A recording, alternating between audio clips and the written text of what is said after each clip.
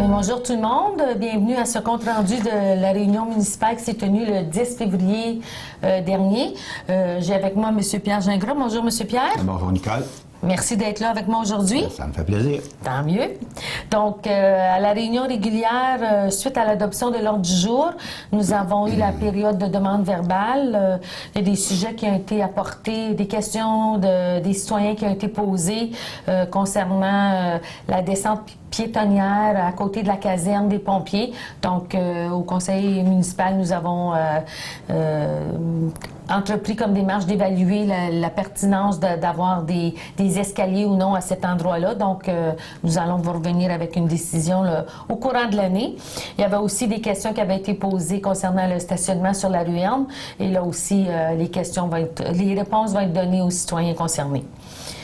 Ensuite de ça, nous avons adopté les procès-verbaux. Nous avions des procès-verbaux de la réunion régulière du 13 janvier et des deux réunions extraordinaires que nous avons eues, soit celle du 27 janvier qui était la réunion pour adopter le budget et une réunion extraordinaire du 30 janvier aussi. Donc, en développement économique, nous avions des demandes de lettres d'appui pour certains projets. Oui, c'est dans le projet des pactes ruraux. Ça, c'est des subventions, corrige-moi si je me trompe, Nicole, que le gouvernement met à disposition des MRC, sur lesquelles la population, les organismes, les municipalités peuvent faire application pour une portion de leur coût de projet.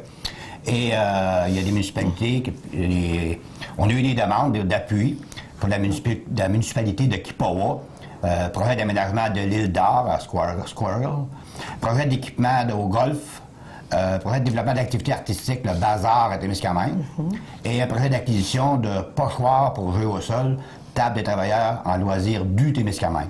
Et le conseil, naturellement, appuie ces projets-là, comme nous autres, quand on présente des projets, à l'occasion, assez souvent, on fait appel à d'autres pour avoir du support. Tout à fait, parce que c'est important, quand les gens font des demandes au niveau du pacte rural, le plus d'appui qu'ils ont et de leur municipalité et de différentes municipalités de la région, ça donne des points d'extra. Donc, exact.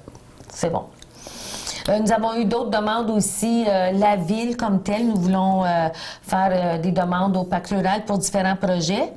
Oui, la ville a présenté un projet de construction d'un bloc sanitaire à la piscine publique au Splash. Donc, c'est un projet qui va être présenté à la MRC. Donc, on va donner une lettre d'appui pour ce projet-là aussi. Ensuite, prolongement du sentier Roger-Labrosse. Ça fait quelques temps qu'on en parle. C'est la prolongation du sentier la piste cyclable Roger-Labrosse. C'est la partie qui part quasiment le tunnel là, où les skidoo, les motoneiges circulent, qui traversent la rivière, et se rendent qui va longer le terrain de balle et qui va se rendre au parc d'Autorité. C'est ça. Alors, c'est dans une demande de pacte rural aussi. Pour continuer, nous avons aussi en urbanisme, nous devons aller en appel d'offres pour un courtier d'immobilier pour la vente des terrains à la baie Thompson. Et naturellement, on avait un contrat d'1 an avec un courtier qui se termine en avril. Et on doit naturellement, la Ville désire renouveler le contrat pour au moins une autre année ou 2 ans pour la vente des lots. Et on vous rappellera que lorsque la Ville veut donner un contrat comme ça à quelqu'un, la minute que c'est au-delà de 25 000, entre 25 000 et 100 000, on doit aller en appel d'offres sur invitation. Donc, et on s'attend à ce que ce contrat-là, avec le pourcentage que les courtiers d'immobilier gardent lorsqu'ils font une vente de terrain ou de maison, s'ils en font plusieurs pendant la même année, ça risque de dépasser le 25 000 $. Donc, la raison pour laquelle on doit aller en appel d'offres pour ce service-là. Ensuite de ça, nous avions aussi en urbanisme la nomination de représentants au niveau du conseil d'administration de Village Relais. Comme vous savez, la ville, nous sommes un village relais, qui veut dire que lorsque les gens viennent chez nous, c'est possible de s'alimenter, c'est possible d'avoir de l'essence, il y a des blocs sanitaires qui sont ouverts aux touristes. Donc, au niveau de notre région, nous devons nommer un représentant. Il y a 2 ans, ou l'année dernière, nous avons nommé M. Philippe Barrette comme représentant de Village Relais. Donc, il a été proposé à la réunion là, que M. Barrette soit renommé comme représentant pour ces 3 régions administratives qui sont fusionnées, qui représenteraient 3 régions administratives, soit l'Abitibi-Témiscamingue et le nord du Québec et l'Outaouais. Ça fait que l'Abitibi-Témiscamingue, le nord du Québec et l'Outaouais. Donc, nous allons faire la proposition là, de nommer M. Barrette pour nous représenter au Village Relais. En loisirs, nous avions eu une demande du comité organisateur du Bonspiel Claire Lemieux. Les organisateurs demandaient s'ils pouvaient apporter leur propre nourriture et leur propre breuvage, autre que les boissons alcoolisées pendant le Bonspiel. Donc, il a été proposé de refuser cette demande, que les gens doivent quand même supporter les services que nous offrons ici au centre. Nous avons aussi en loisir la proposition de contribution par la municipalité de Kippawa. On vous avait déjà mentionné que la ville de Témiscamingue avait rencontré les représentants de la municipalité de Kippawa ainsi que les représentants de Eagle Village avant les fêtes pour leur parler de leur contribution financière au centre afin d'abolir les tarifs résidents-non résidents. Donc, une demande avait été faite à la municipalité de Kippawa. Ils sont revenus, ils ont offert de nous donner 20 000 $ pour l'année 2015 en contribution envers l'administration budgétaire du centre. Donc, il a été proposé d'accepter cette contribution, ce qui veut dire que les gens de la municipalité de Kippawa n'auront plus à défrayer des frais de non-résidents. Donc, je pense que c'est quelque chose de très positif. Le tout entre en effet le mercredi, le 11 février, donc la journée suivant le conseil municipal. Il y a aussi, dans la proposition, la ville de Témiscamingue ne remettra pas de remboursement pour les gens qui auraient pu payer les différences là, depuis janvier. Donc, pour l'année 2015, à partir du 12 février, les résidents de Kippawa n'auront pas de tarif de non-résident à payer. Je pense que c'est quand même une excellente décision. Ça terminera en fin décembre 2015. Oui. Et au cours de l'année, on va sûrement se rencontrer pour réévaluer et négocier, encore une fois, oui, pour l'année 2016. Tout à fait. Parce que la municipalité de Kippawa, la résolution, c'était vraiment indiqué que c'était pour l'année 2015. Donc, à être réévalué au courant de l'année. Ensuite de ça, nous avons aussi passé un règlement concernant la tarification des différents tarifs au centre. Donc, oui, c'est ça. Toutes les activités, on doit... Dans le passé, c'était assez simple. Ce qu'on faisait, au mois de décembre, on disait voilà les taux pour l'an prochain. Cette année, avec toute les nouvelles réglementations, tout ça, on a trouvé mettre un avis de motion et ça a été adopté finalement en réunion du 10 pour dire voilà les réglementations pour l'année 2015 qui pour les différentes utilisations du centre, que le squash, la piscine, l'aréna, les locations de salles, locations de cuisine, tout est là pour, donc les gens maintenant, là, le taux est fixé. Donc, c'est pour les activités au centre, mais c'est aussi pour toutes les activités de loisirs pour la ville. Donc, ça l'implique aussi, ça inclut la location du terrain de balle, les terrains de soccer, etc. Là. Donc, c'est vraiment, le document est complet là, avec tous les différents tarifs qui sont applicables au service des loisirs. En sécurité publique, nous avons un règlement qui concernant la prévention d'incendie suite à une demande faite du préventionniste à la MRC, Monsieur Gingras, petit cousin de Monsieur Gingras ici. Petit cousin. Ils nous ont demandé de rajouter un item au règlement pour concernant le brûlage industriel. Donc, comme vous savez, quand on veut modifier un règlement, il faut commencer du début, soit par l'avis de motion, etc. Donc, M. Bérubé a fait l'avis de motion qu'à une prochaine séance, on va donner plus de détails concernant la modification de ce règlement. Toujours en sécurité publique, à chaque année, nous avons aussi, depuis 2008, nous avons un schéma de couverture de risque d'incendie. C'est vraiment au niveau du gouvernement, les exigences qu'ils nous donnent. Nous avons un rapport à faire à chaque année concernant la couverture de risque d'incendie. Donc, c'est un rapport qui est rempli par les pompiers, le chef pompier avec le directeur de la ville. Donc, nous avons adopté ce rapport et nous allons par la suite le transmettre à la MRC. Au niveau des travaux publics, nous avons eu une petite nouvelle du ministère du Développement durable. Oui, on a reçu un petit avis d'infraction au montant de 5 000 pour des travaux qu'on a fait sur la piste cyclable entre l'Omzom et le TAC. La chaussée était en train de se laver, puis il y avait le macadam. L'érosion, oui. Et on a corrigé ça, mais par contre, l'environnement nous a envoyé une infraction de 5 000 en disant qu'on n'a pas fait une demande officielle, quelque chose on n'a pas demandé un certificat d'autorisation. Et naturellement, on trouve que c'est fort un peu. Surtout qu'on entretient cette piste-là depuis de nombreuses années. Jamais été question de ça. Donc, on va demander un réexamen de la décision. Tout à fait. Parce que là, 5 000 parce qu'on a oublié de demander un certificat d'autorisation, ou en tout cas qu'on a fait les travaux sans le certificat d'autorisation, on trouve ça un petit peu exagéré.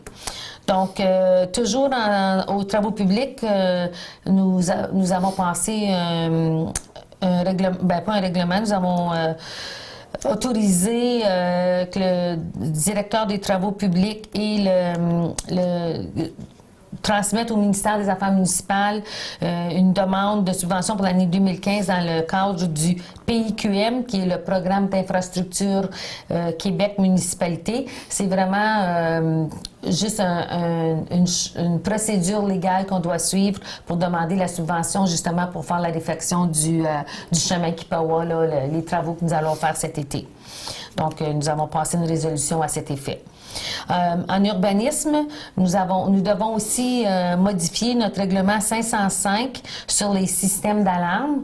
Donc, encore là, étant donné que nous modifions un règlement, nous avons fait un premier avis de motion qu'à une séance ultérieure, nous allons adopter les changements à ce règlement. L'offre de terrain, secteur de la rue Simon. La municipalité, nous avons deux lots qui nous appartiennent sur la rue Simon. Et nous avons offert ces deux lots-là, soit à Garage Lacasse et Frères et à Joël Perrault, qui ont des propriétés avoisinantes de ces deux terrains-là. Donc, nous, on retourne Nous allons réapprocher ces deux personnes-là pour voir s'ils peuvent être intéressés de acheter ces deux terrains-là. Nous avons aussi eu une demande de M. Donald Liard. Il a fait une demande d'achat de terrain à l'arrière de sa propriété qui est au 7 avenue Elm. Donc, les numéros de lot, c'est vraiment à l'arrière de la ruelle.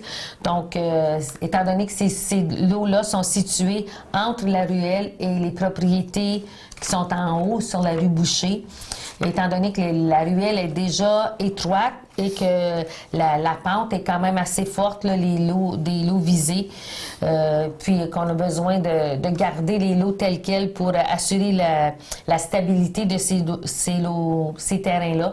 Donc, il a été proposé de refuser la demande d'achat de M. Liard. En administration, nous avons approuvé la liste des comptes à payer et les déboursés pour le mois de janvier 2015. Donc, M. Gingras, est-ce qu'on a dépensé beaucoup? Oui, on dépense toujours beaucoup. Hein, oui, parce que, oui. Mais en tout cas, on a des... Mais il y a une chose, par exemple. Notre directeur, il s'organise toujours pour pas qu'on arrive dans le trou.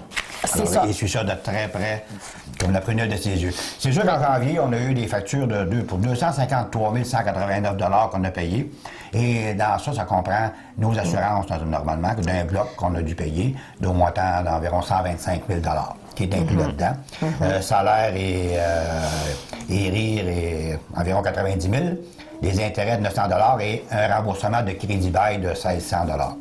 Et naturellement, on a aussi une portion de 2015 qui est février 2015. Là-dessus, on a une facture de 2014 de 26 668 et des factures de 233 995. Ça vient principalement de nos codes-parts à la MRC. Pour un montant de 147 360 qui est inclus dans le 233 000. Donc, le total de déboursé qui est approuvé, c'est 605 260. Pour le mois de janvier. Pour le mois de janvier. C'est ça. Et à la réunion de février, nous avons aussi eu le dépôt de la situation financière au 31 décembre 2014. Donc, ça nous donne un bon aperçu là, de comment on va finir l'année 2014. Ceci étant dit, il y a toujours nous devons faire la vérification comptable et ça l'amène toujours des changements mineurs. Mais bon, grosso modo, je pense que nous avons quand même réussi l'année 2014 de façon positive. Donc, pour le mois, nous avons eu des revenus de 31 800 $ pour un cumulatif de 229 600 $ sur un cumulatif de 6 090 $ pour l'année sur un budget amendé de 6 105 000 $. Au niveau des dépenses, les dépenses pour le mois ont totalisé 450 679 $ pour un cumulatif de 4 783 $ sur un budget amendé de 4 897 000 $. Nous avons fait des remboursements de capital pour 34 800 $ pour un cumulatif de 939 600 $ sur un budget de 939 600 $. Donc, les remboursements de capital ont tous été faits pendant l'année. Au niveau des achats d'immobilisation, nous en avons fait pour 37 800 $ pour un cumulatif de 517 000 $ sur un budget amendé de 1 986 000 $. Nous avons, sur ces achats d'immobilisation-là, nous en avions 34 353 $ qui nous revenaient en subvention sur un cumulatif de 230 217 $ sur un budget amendé de 1 760 000 $. Donc, ça nous a laissé un surplus pour la période, un déficit de 257 086 $ pour un cumulatif total pour l'année de 81 516 $. Nous anticipions un surplus de 22 870 $. Donc, comme vous pouvez voir, nous allons finir l'année avec un surplus un petit peu plus grand que nous avions anticipé. Notre marge de crédit à la fin décembre était toujours à 0. Donc, nous avions toujours de la liquidité là, pour payer nos factures.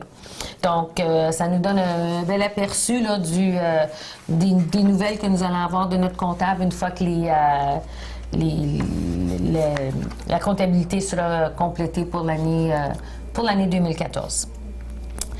Nous avons aussi, en début d'année comme ça, nous devons approuver la liste des subventions, des contributions, des codes-parts que la Ville doit faire pour l'année 2015.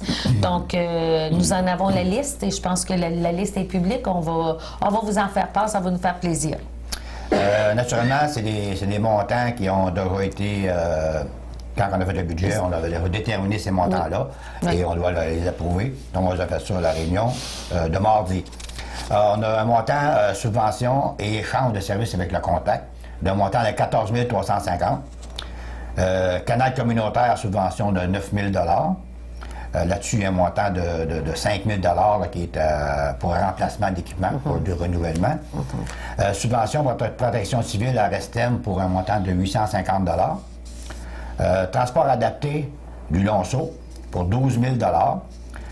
Code-part, l'Office municipal d'habitation de Témiscamingue, 20 000 $. Code-part résidence Témiscamingue, 2 500 $. Comité Macro-Mactive, c'est pour l'école Jutebel, 5 000 $. Ça avait déjà été engagé, promis dans les années passées, c'est parce que le projet n'est pas terminé. Puis, juste une petite information là-dessus, c'est que lorsque les gens de l'École GTBL nous avaient fait la demande, c'était pour un 10 000 dont un 5 000 en argent et un 5 000 en services ou en fourniture de matériaux. Donc, pour l'année 2015, c'est vraiment les services là, en matériel, en machinerie, là, pour un montant de 5 000 Parce que le montant argent, 5 000 a déjà été versé. C'est ça, en 2014. Subvention Chambre de commerce Témiscamingue, 5 000 déboursé sur approbation du Conseil. Subvention Musée de la Gare, Société historique P.E. Gendreau, 10 000 Subvention Programme de rénovation domiciliaire, 5 000 On peut-tu élaborer sur celle-là? Juste pour donner un petit peu d'informations aux citoyens? Oui. C'est que la Ville a toujours un programme de subvention pour les gens qui font des rénovations à la devanture de leur propriété. Donc, si jamais vous avez des travaux que vous allez faire pendant l'année, il suffit de venir voir Samir, l'agent de développement, d'avoir un formulaire. Vous prenez une photo avant les réparations et vous prenez une photo après les réparations, vous nous amenez les factures et on a une subvention là, de 10 jusqu'à un maximum de 1 000 qu'on peut vous remettre. Donc, ça peut être des travaux là, pour changer des fenêtres, pour changer des portes. Ça peut être si vous voulez faire de l'aménagement paysager. Bon, je pense que c'est important là, d'embellir nos propriétés et de ce qu'on entend, les gens ne sont pas trop au courant de ce programme de subvention. Donc, je voulais juste faire une petite parenthèse. Fait que je vous laisse la parole, M. C'est bien, Nicole. On a aussi une subvention programme Maisonneuve, 5 000 mais c'est déjà un engagement qu'on avait pris ça en 2014. Subvention programme couche jetable, 100 c'est là. Les gens ne font pas la demande. Couche lavable. Ah, lavable? Ah, je dis jetable. Oui.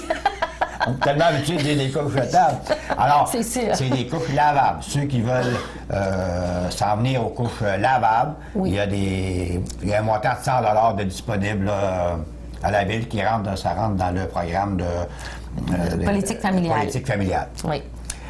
Subvention Club de golf et ski Témiscamingue, 7 500 demande formelle à recevoir et sujet à approbation du Conseil. Et naturellement, on a les codes-parts de la MRC à chaque année pour un montant de total de 474 223. Dans ce 474 000-là, il y a les matières résiduelles, qui est naturellement le gros montant, là, de 321 580. On a les évaluations qu'ils font pour nous autres à la Ville de Témiscamingue, pour un montant de 32 143. Et le reste, qui est de l'administration, sécurité, transport, aménagement, un montant de 120 500 pour le total de 474 223. Donc, ça fait le tour de la liste des contributions, oui, tout à fait.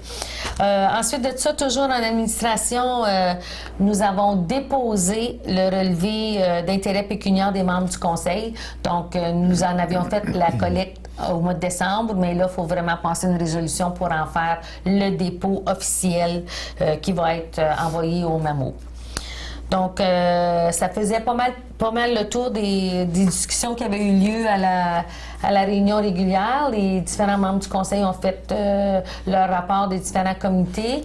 Je pense que il y avait les gens ont été quand même assez occupés pendant le mois de janvier. Il y avait juste peut-être la petite information suivante à vous transmettre. Le congé d'hiver s'en vient. Il va y avoir des activités qui vont être organisées au centre communautaire. Donc, on vous invite à vérifier et le site web de la Ville et le journal Le Contact, même le canal communautaire. Il va y avoir des informations qui vont être données à cet effet-là là, dans les jours et dans les semaines à venir. Donc, je pense que la Ville, on fait un gros effort pour garder nos jeunes occupés pendant la semaine de relâche. Il y avait aussi la semaine prochaine, donc la semaine du 16 au 20 février, c'est vraiment la semaine pour la persévérance scolaire. Donc, je pense que ça, c'est l'affaire de tous. C'est important d'encourager nos jeunes à persévérer à l'école, de continuer leur éducation postsecondaire, même au niveau primaire, secondaire, là, s'assurer que pendant la semaine, en tout cas, faire un petit peu plus un effort pour les encourager dans leurs études, passer du temps avec eux, un petit peu plus de temps davantage. Les grands grands-parents, on est capable d'encourager nos petits-enfants, leur donner une petite tape sur l'épaule, dire « Regarde, c'est beau, mon pote, ça va bien à l'école, continue, grand-maman est fière de toi. » Donc, un petit mot d'encouragement supplémentaire là, pendant la semaine du 16 au 20 février, là, je pense que c'est positif pour tout le monde. T'as raison, Nicole. Donc, si vous retournez à l'école, M. Gingras, on va vous encourager. Ça va? Oui, merci. Donc, merci beaucoup d'avoir été là, puis on vous revoit le mois prochain. Merci.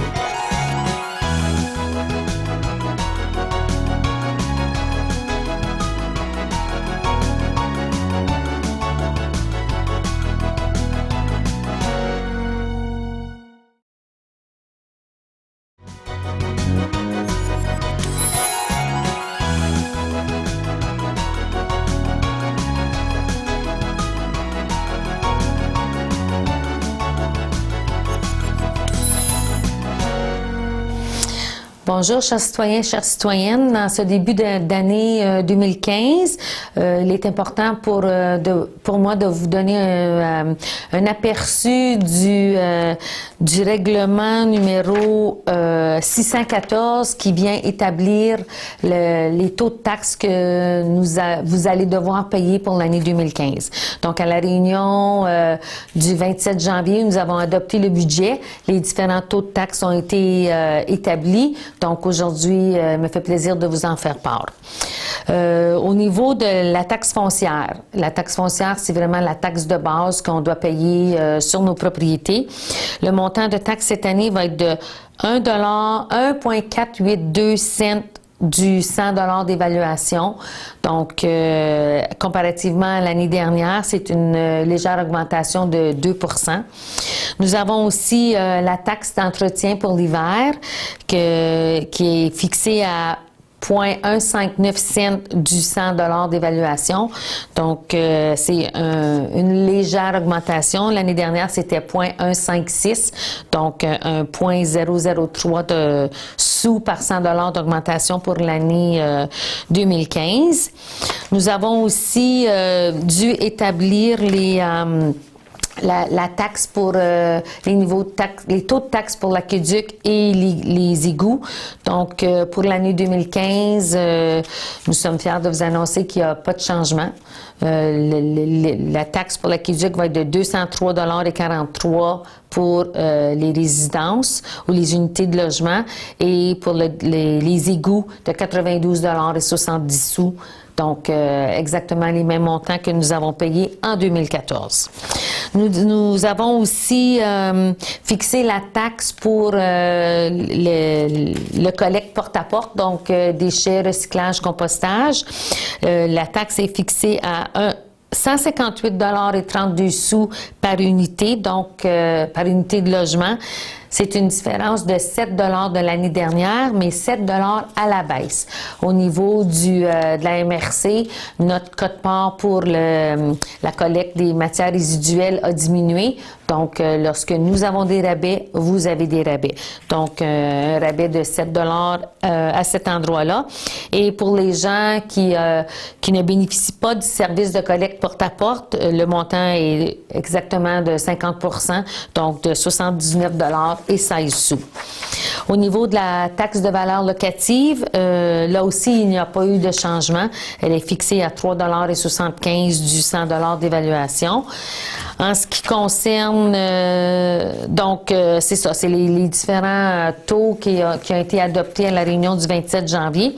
Si on veut faire une comparaison pour une résidence de 100 000 $ entre l'année 2014 et l'année 2015, pour la taxe foncière, en 2014, il y a une différence de 29 $, donc 1 453 en 2014 pour 1 482 en 2015. Au niveau du déneigement, en 2014, ça vous coûtait 156 $, ça va en coûter 159 en 2015. Au niveau pour les services d'eau et d'égout, comme je vous expliquais, il n'y a aucun changement, c'est le statu quo. Donc, 203,43 $ pour l'eau et 92,70 $ pour les égouts. Et au niveau des matières résiduelles, donc tout ce qui est la collecte de porte-à-porte, l'année passée, on a payé 165,65 $ et cette année, 158,32 $. Donc, pour une résidence de 100 000 $, il va vous en coûter 24,67 $ de plus cette année que l'année dernière. Donc, comme vous pouvez voir, lorsque nous avons fait le budget, nous avons été très conservateurs avec toutes les coupures que nous connaissons au niveau du gouvernement. Nous ne voulions pas que ce manque à gagner-là tombe sur le dos de nos citoyens. Donc, nous avons été très conservateurs lorsque nous avons fait le budget et il en ressort que je pense que l'augmentation est quand même minime pour 2015. Ceci étant dit, nous avons aussi adopté le plan triennal pour, c'est quelque chose que nous devons faire à chaque année. Donc, en 2015, les projets d'investissement qui sont prévus, c'est vraiment, nous devons faire une mise à jour de nos systèmes informatiques. Ça revient à chaque année parce que, bon, on sait que les systèmes informatiques, il y a toujours du nouveau dans ça et on doit se garder à jour. Nous allons faire la réfection de certains trottoirs en ville. Nous allons faire certains achats pour le service d'incendie, dont l'achat final de la citerne qui a été installée sur un des camions incendie. Nous allons améliorer certains fossés et puisards, principalement sur la rue de la Montagne. Nous avons un projet de prolongement de la piste cyclable qui a été remis de 2014. Nous prévoyons le faire en 2015. Nous allons faire du pavage, nous avons changé du pavage sur certaines portions du chemin Kipawa, de la rue Thorne et de la rue Burn. Vous savez que nous avons le projet de reconstruction complète du secteur du chemin Kipawa, là, à partir de la rue Humphrey jusqu'à la montée Le Temps, jusqu'à la voie de contournement là, en allant vers le bas. Et inclus dans ça, nous allons installer un émissaire pluvial sur une partie du chemin Kipawa. Nous allons faire des travaux sur les chemins de chalet. Nous avons la phase 2 du sentier d'interprétation des anciennes conduites d'eau forcée, donc les fameux pipelines. Nous avons fait la phase 1 en 2014. Nous allons réaliser la phase 2 en 2015. Nous devons remplacer le système de réfrigération de ventilation de l'Arena. Nous avons aussi d'autres améliorations qui devront être faites au centre, entre autres l'installation d'un plafond réfléchissant et la peinture de la structure là, dans l'aréna. Donc, ça vous donne un aperçu là, des projets que nous avons que nous anticipons faire en 2015. Donc, ce sera une année assez occupée pour nos employés, pour le conseil municipal, mais par contre, nous vous l'avons déjà dit, nous le répétons, nous allons tenter de garder au minimum les surplus que nous devons vous imposer sur vos taxes municipales.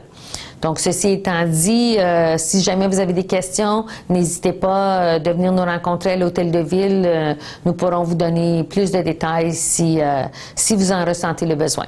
Donc, merci beaucoup de votre attention, puis on va se revoir bientôt.